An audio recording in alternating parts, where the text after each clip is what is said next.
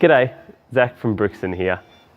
Something that gets a lot of airplay when we all start saving is budgeting, and it's something that really is important. What we're going to go through today is the budget I used when saving for my first home. Hopefully you can relate to it, and it really gives you the ability to track your expenses, follow your income, and work towards some goals when budgeting. Enjoy the tutorial, and if you've got any questions, please don't hesitate to call me.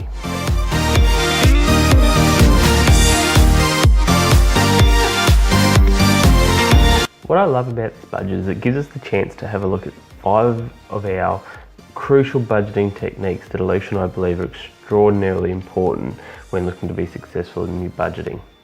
So we're going to go through a few of them today, but primarily what's important is to make sure that you guys understand or have a really good understanding of the budget putting forward in front of you. So let's have a look. So the first is your date. Always start on your payday and make that to whatever your fortnightly, monthly, weekly salary comes in. So if we're going to get paid at the end of the month, we simply change the date and it'll come across. Now we've got it set to fortnightly, but you just change the date to 7 days or 30 days if you're monthly, whatever it may be.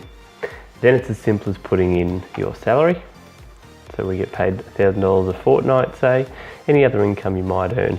And as we can see down the bottom, it starts to calculate everything for you. Now you'll notice a difference down there. The difference is because we haven't actually had any expenses yet. So 150 and 25, we've actually improved on what we were expecting to budget at this point in time. As soon as we start putting in our expenses, you'll notice that our saving is the difference between our salary and our expenses. And we made budget this fortnight. So that's really good. And we've got all these room for different expenses. Now my only tip on expenses is make sure it's real. Get it from your statements, be as realistic as you can be, because there's no point in trying to meet a budget that's unrealistic. We're going to work towards saving, so don't worry about overspending at the moment if you are doing that. So we have a look at week 2, and this is where it gets kind of cool. So if we were to actually find ourselves saving on our groceries, we know that our rego is not going to be different at the end of the year, and we know that our holidays, we want to put money away for that each week or each fortnight as well. We'll actually notice that we're improving on our budgeting week to week.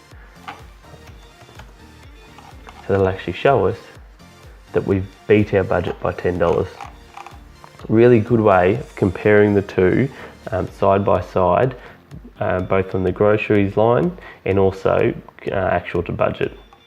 So we might find that each week or each fortnight we're actually beating our budget.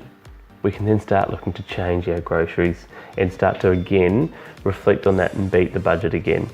Really good way of slowly reducing your expenses over time. So what else is cool?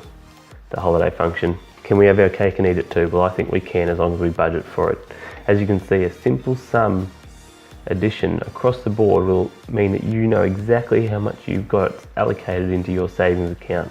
And if you've allocated that to holidays, then whatever's left over will come up for your home ownership deposit. The only other couple of things, a couple of spots in here for any ad hoc expenses or income that we weren't expecting, that we weren't budgeting for. Feel free to add them in there and it'll change reflective up here.